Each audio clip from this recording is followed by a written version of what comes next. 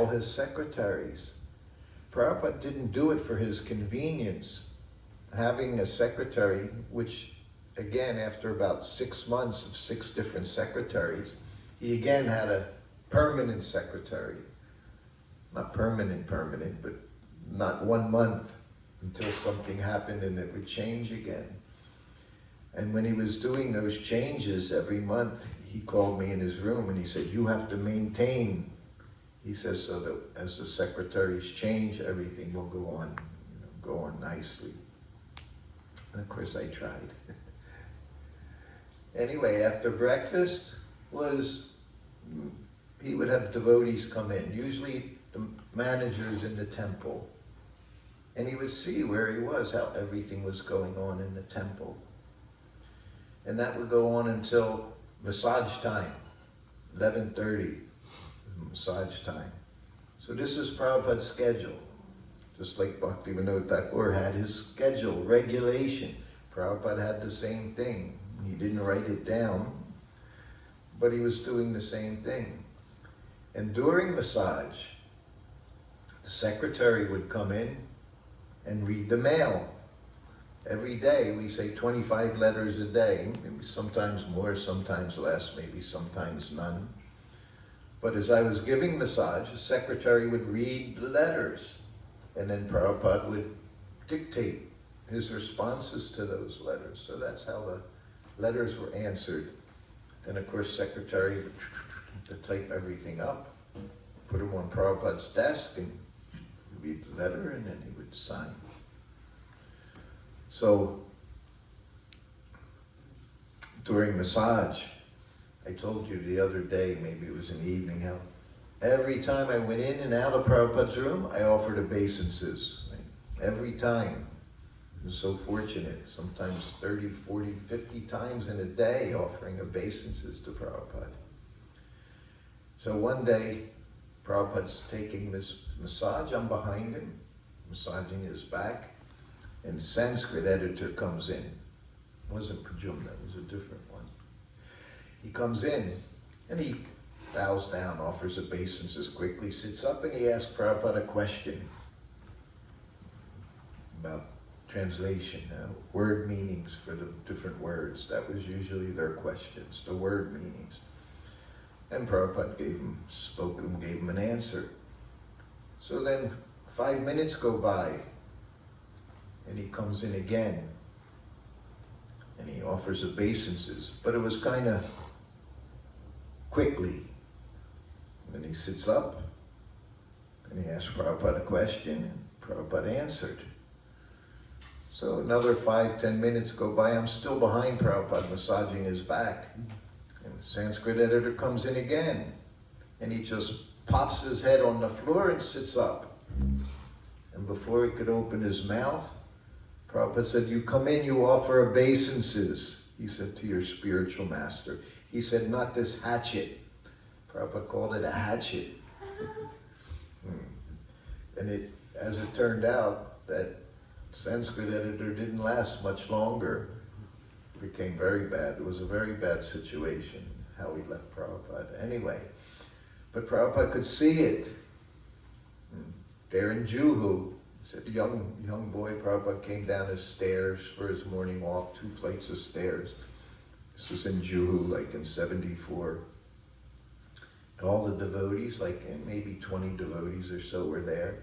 Everybody offered obeisances, except one person, just a young boy. And he stood there very reverentially, like this, with his hands folded as Prabhupada began his morning walk.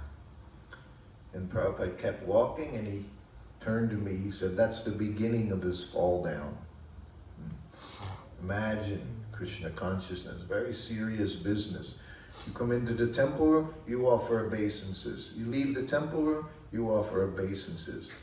You go before your spiritual master, you offer obeisances. If you're there more than 30 seconds, you offer them again on the way out. That's how important it is to have respect for the spiritual master. As I said, Prabhupada never said, okay, you did it enough today. You can never do it enough. The boy, one thing he said, beginning of his fall down. That's why we learned that way back. Razor's edge, that's what it means. You do it properly, you get a very nice shave. But if you're not doing it properly, it can ruin everything very quickly.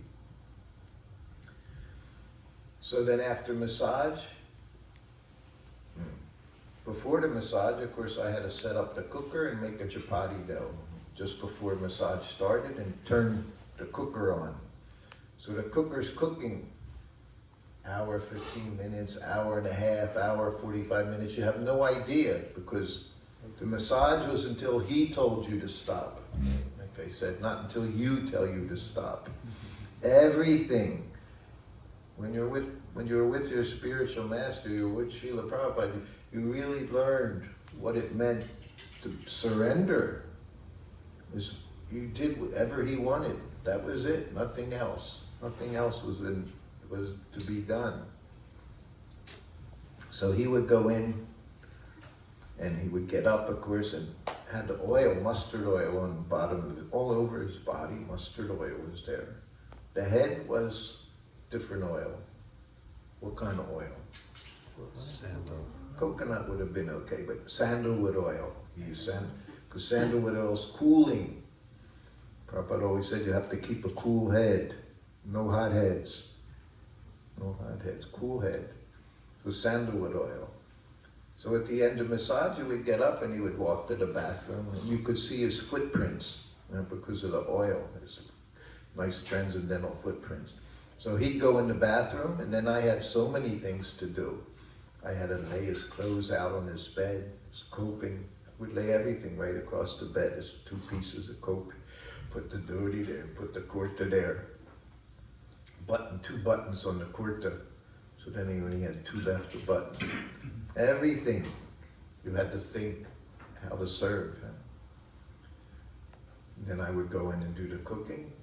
Prabhupada would bathe, put on fresh clothes, sit behind his desk. Then what did he do? Put on fresh tilak, all the markings on his body, and put his tilak on. And then he would say Nun Gayatri. And by the time he's done Gayatri, you should have the plate ready. You bring it into his room, you put it down. Like I said, then you offer obeisances and you run out of the room because you have to start making more japatis. Because you only give him 1 japati on his plate with a little ghee. The ghee on the chapati. Then you go out and Prabhupada starts. And he would always, if there was bitter melon, he would start with bitter melon. Because bitter is very good. You start with bitter. And that's good for digestion and also appetite. So then he would start with his chapatis and sabjis like that, in that style. And he would end with the rice, mixing everything with the rice, and the dal with the rice, sabji with the rice. But it started out with chapatis.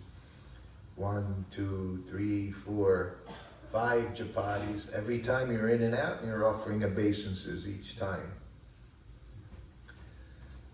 And after lunch, he took a nap. It's like Bhaktivinoda Thakur's schedule. He had nap time here, nap time here. Prabhupada did the same thing. He took a nap. He said an hour nap.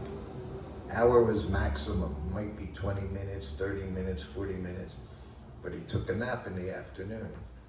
So now it's about 2 o'clock. So from 2 o'clock for the next few hours, that was his bhajan time. No meetings, no darshans. Prabhupada's in his room, his sitting room. He might be walking around chanting japa. He might be reading his books. I told you on Sunday night, I described. It always amazed me in the beginning, seeing him as reading his books, which even Prabhupada said, no one does that, but he was doing it. I would see him, and always his books.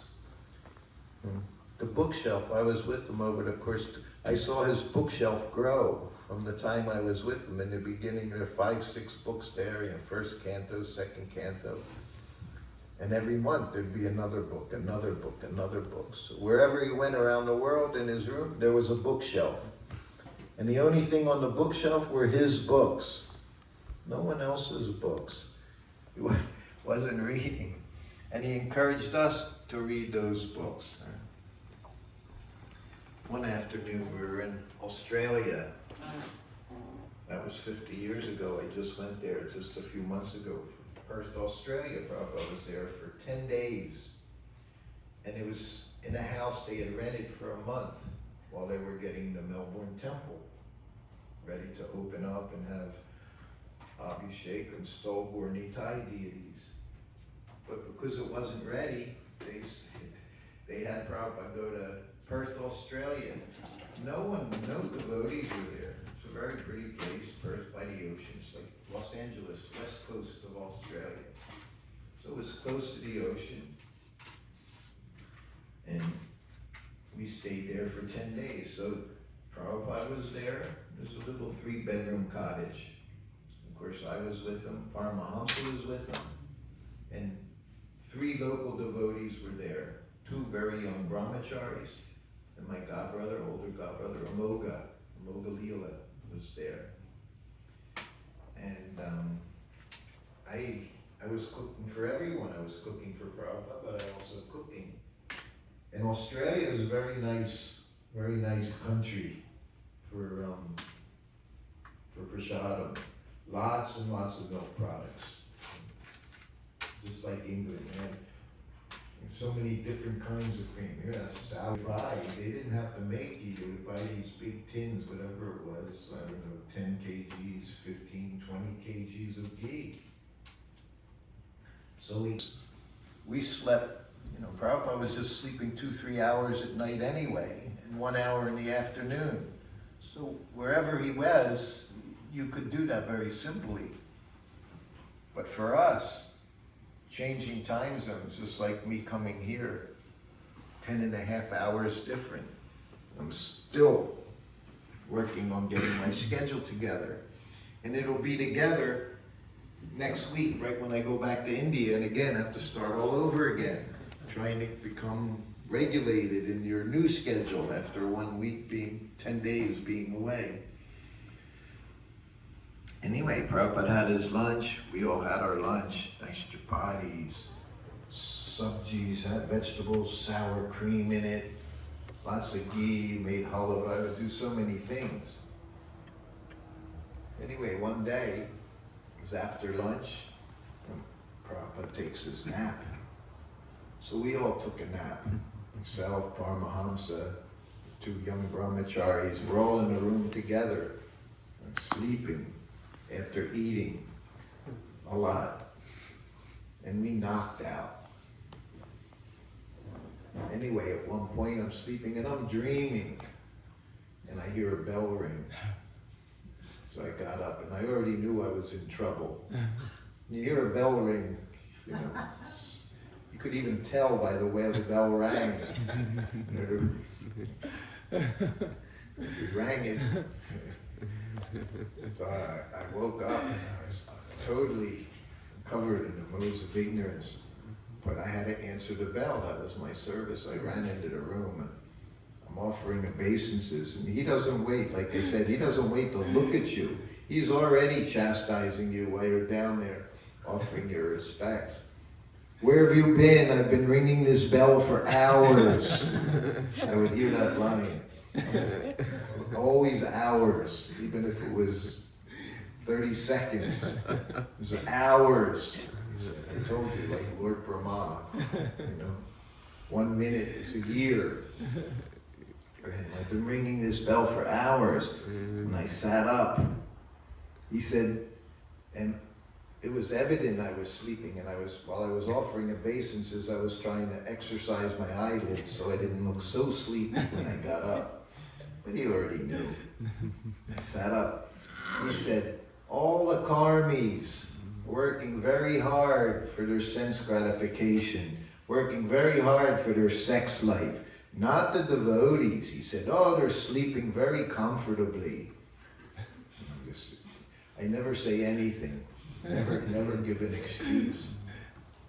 And then he said, where are the others? He already knew where the others were. We're all sleeping. He said, call them. So I went back in, and there's 3 of the Australian devotees, and these young boys, they never even saw Prabhupada before, you know. So first I woke up my Paramahamsa Swami. Prabhupada wants to see us. I said, and he's really mad. And then I went to the brahmacharis and I said, Prabhupada wants to see you. So they were happy. They go, oh, Prabhupada wants to see us. And I'm like, no, you don't know what's going to happen next. So then we all go back in the room, we offer obeisances and sit up. He says the same thing again. Everyone working hard, he said, all the karmis, Prabhupada called them karmis, just like that's how we developed that. You know, technically, you wouldn't say they're karmis, because karmis, even also, they work specifically in Dharma. But he said, all the karmis, he said, they're working very hard, he said, to enjoy their sex life. Not the devotees, he said, all sleeping very comfortably. And they just looked at us. He said, go on, go back to your room and sleep. So we all offered obeisances, and we went back into the room, and everybody's sitting there, Hare Krishna, Hare Krishna. And we didn't sleep for a week after that, you know. Well, Hare Krishna, Hare Krishna. And then the bell rings again. I'm like, oh no. So I go in the room, offer obeisances. He says, call them. So I go back into the room. I said, they're all sitting there now, eyes wide open. You know. I said, Prabhupada wants to see you. So now they weren't so excited to see Prabhupada. So we all go back in. We offer obeisances. It was just a little room, a little bedroom. It was Prabhupada's sitting room. So Prabhupada's at the one wall, like there. The room was, so big. And behind us was a bookshelf. On the bookshelf, Prabhupada's books. Whatever was in print, that's on the bookshelf in Prabhupada's quarters. So he looks at the one brahmachari. He said, get a book to read. So the brahmachari turns around and he sees like 8, 10 different books there. He said, which book, Prabhupada? Any book. So then he grabs the book, Prabhupada said, read. Where, Prabhupada? Anywhere. Anywhere. So he had us have a little class. So this is how he would make us understand that he liked us. He was just trying to correct our nonsense. Maya, sleeping with Maya all the time. He didn't like sleep. We got chastised more for sleeping than anything else as we traveled with him. Because he wasn't just our spiritual master guru, he was our temple president. He was our treasurer, he was the temple commander, he was everything in this, and he took care of us. And he made sure that we were doing what we were supposed to do. So that was there in Australia. After we were there, and then we went to Melbourne, and then we flew to Fiji. We flew to Fiji. And that was funny because when we flew there, it was Ekadasi. And when we arrived in Fiji, it was very late at night. And they, of course, prepared prasadam for us. So we get there, but the prasadam wasn't Ekadasi prasadam, it was grains. It was non-Ekadasi prasadam. So we all looked, and I remember Secretary Prabhupada, he said, grains. Prabhupada said, just take prasadam. That was it. He just said, just take prasadam. It's prepared. He said, you take prasadam. So then the next day comes around. So now it's like 10 o'clock in the morning. And we're all sleeping. Me, Paramahamsa, whoever else is there, we're sleeping. Prabhupada rings the bell. I go in the room. He knew when we were sleeping. He knew everything. Prabhupada knew everything. So we go in the room and he says basically the same thing. Everyone's sleeping so comfortably. All the devotees so comfortably sleeping. Where's Paramahamsa? Swami. He's a Swami Maharaj. He was Prabhupada's youngest sannyasi. Prabhupada gave him sannyasi. He was 19 years old. 19 he was. Devotee for 2 years, and Prabhupada gave him sannyas. Call Paramahamsa. So I go back into the room. I said, Prabhupada wants to see you. I said, he's really mad. We're sleeping. So we go in, we offer obeisances. And Prabhupada looks right at him. He said, why are you sleeping? Daytime, in the day, why are you sleeping? And I'm sitting right next to Prabhupada. And I could see, well, I was sitting next to Paramahamsa, and I could see things didn't look good. And I looked at Paramahamsa, and Paramahamsa looked at me, he looked at Prabhupada. He said, I have jet lag. Prabhupada looked at him, jet lag. He said, you're a sannyasi. He says, your business is eat less and sleep less. What is this jet lag? You never say. You never gave an excuse. If Prabhupada asked you why you're doing something you shouldn't be doing, there is no excuse. You can't give a good reason.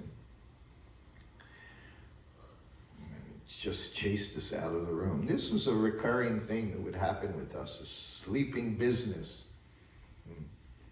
We were on a flight once. Prabhupada was in New York. This was 76. And he flew from New York to Detroit, which was just a short, maybe 1 hour flight or something. And at that time it was on this big 747. 747 was one of the called jumbo jets back then, and had like 3 seats on this side, 3 seats on that side, and 5 seats in the middle. There's just so many seats were in there. So because it was a short flight, and many of the devotees, if Prabhupada was in New York, they were there for a couple of days. He was going to Detroit for a couple of days. So they also got on the plane. And they knew where Prabhupada's seat was. Of course, I said Prabhupada's was always at the window seat. And I'm always sitting next to him. But because they knew Prabhupada's seat, his row, they all got seats in the same row. So there's like 11 seats going across. And it's all devotees, all the devotees, brahmacharis and grahastas, all sitting across from Prabhupada. And the plane takes off, and we're in the air half an hour or so. And Prabhupada's sitting in his seat, and I'm next to him, so my hand's in my bead bag. Even if you're not doing anything, you just have to have your hands. You have to make believe that you're a good devotee. Sometimes it was hard because they had those big movie screens at the beginning of every section, you know, so your eyes would always go and look at the movie, you know. Anyway, Prabhupada's sitting there and I'm sitting next to him, and all across the road there's so many devotees. And you see the devotees and they're like, all across the road. And Prabhupada's looking and he sees all of them sleeping. And he looks at me. He said, why are they all sleeping? He said, everyone, look, he said, no one on the plane is sleeping. None of the karmis are sleeping. They're all doing their business. Only the devotees very happily sleeping. Why are they sleeping? Inside, I want to say, well, Prabhupada, when you went there, they were up all night painting the temple and doing this. And when Prabhupada was coming, nobody slept for days because you always had to make the temple look very nice. If he's coming here, you're going to make everything, the entranceway, to make sure everything looks perfect and beautiful and brand new. So there was a reason why they were sleeping, because they hadn't been sleeping. But you couldn't say it, because if you say anything, it's just going to increase the chastisement. I learned that right away. I told you, before I was a servant, I learned it from a servant who said, I'm making your breakfast. And he just looked at him. Breakfast, cutting fruit. He said, anyone can do that. You be a class, he said. But that was it. Sleeping. No sleeping. Told you, when I became his servant there in Dallas, that was my second day. Yeah, my first day, I said it was morning walk. He taught me how to use the cooker, started teaching me how to massage. And then after lunch, he took a nap. And then I heard the bell ring. This is just my second day as his servant. I hear the bell ring after his lunch. So I go into the room, and the door was right next to his asana there. Right, just a cushion on the floor, very simple, and his desk in front of him. So I went in through the door on the side. I didn't go around to the front, in front of his desk. Just because the door was there, I went in, so I'm right next to him. Not in front of him, I'm literally next to him, and I offered obeisances. And he looked at me. He said, Sruta Kirti, your name's too long. He said, from now on I'll call you Sruto. Okay, bye. He never called me Sruto again, 2.5 years, but at that time he said he'd call me Sruto, which is kind of a Bengali style, the O on the end, a little Sruto. Rather than Sruta even, it was Sruto. And then he just kept looking. He said, do you take a nap after lunch? No, Prabhupada, none of us. In ISKCON 71, in the 70s, well, Prabhupada, there's no such thing as naps. You were lucky if you got 5 hours of sleep at night, because you had to be up early in the morning before everyone had to go to Mangalarti. So I'm thinking he was questioning me that I was taking naps. I said, no. The only nap time was Bhagavatam class, just like here today. Sometimes some of you people are taking naps in Bhagavatam class. That's the only time we napped.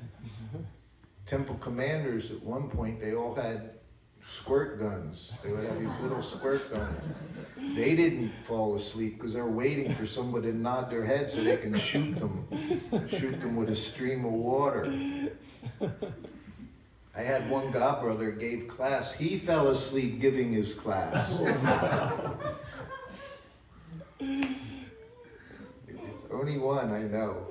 One time a whole group in LA, they divided into 2 groups. One was in the temple, one was outside. They went outside the temple, they finished, they came back in.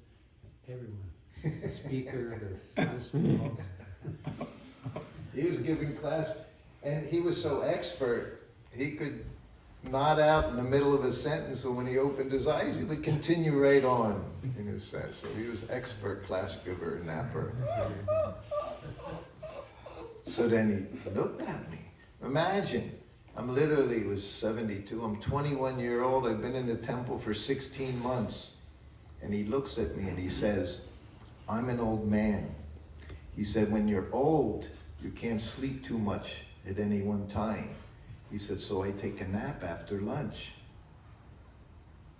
And I'm just thinking, who's this person saying this to his disciple who just became his servant, explaining it about taking a nap?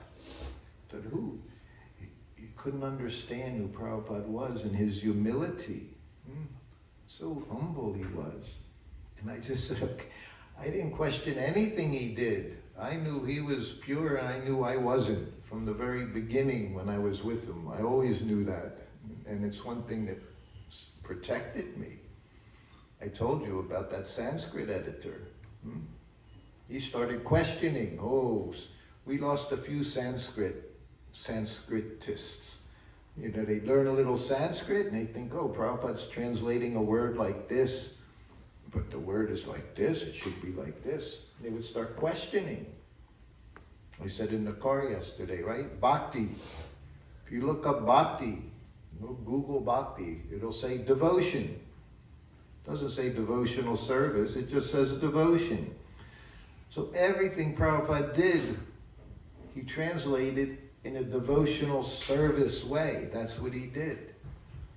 So he had these people, his disciples, 6 months a year. Maybe they're very intelligent. Of course, Prabhupada, what would he call it?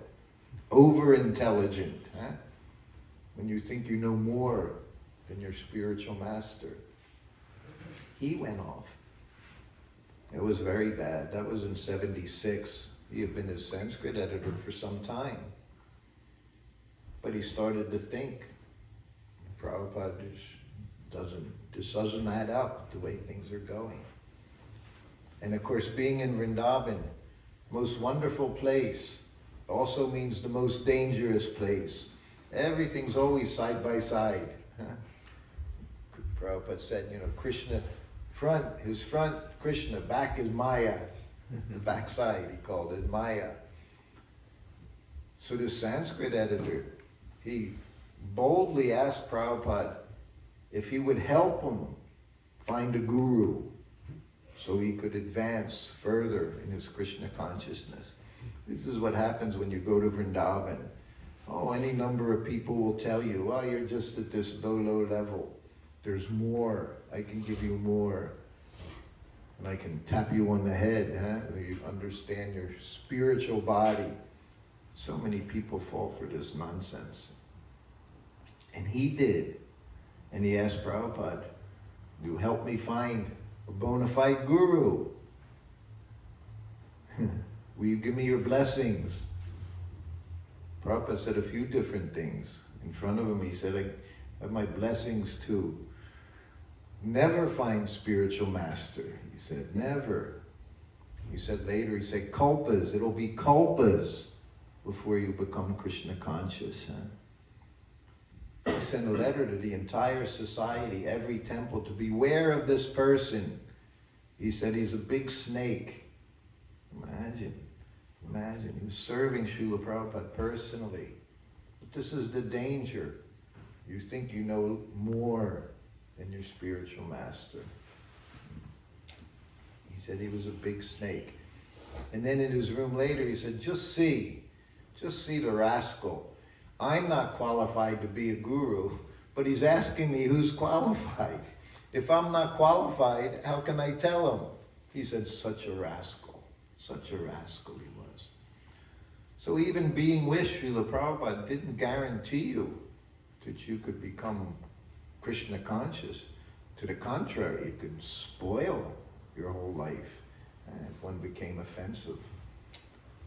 Just by not offering obeisances. What to speak of thinking, I need to go somewhere else. As I said, I don't understand a lot, but I know one thing. Only thing I have is to be loyal to Srila Prabhupada. It's the only thing we can give him. The person who signs, your ever well-wisher. Ever well-wisher. Every letter began, please accept my blessings. Every letter ended, your ever well-wisher. But we can spoil that if we don't accept them as ever. We think there's something else better out there. Then you're finished.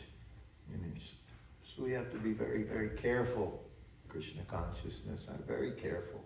Especially not to offend. That's what I was saying.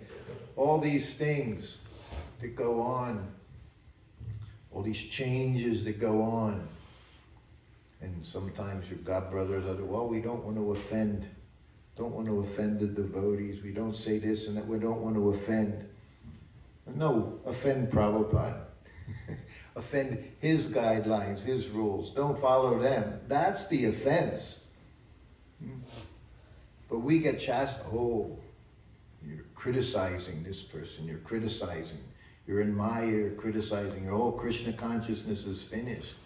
But if Prabhupada gives an instruction and you don't follow, that's the offense. That's the person who you have to concern yourself about offending, is him. If you know you need to do something, you have to do that, to follow his instructions. If others don't want to follow, that's their business. But our business is to follow and to repeat. That's all. Oh, it's already after 9. We'll continue. Tomorrow evening I'm giving class? Okay, then tomorrow morning, Yes. you'll give me the morning off, okay? Yes. These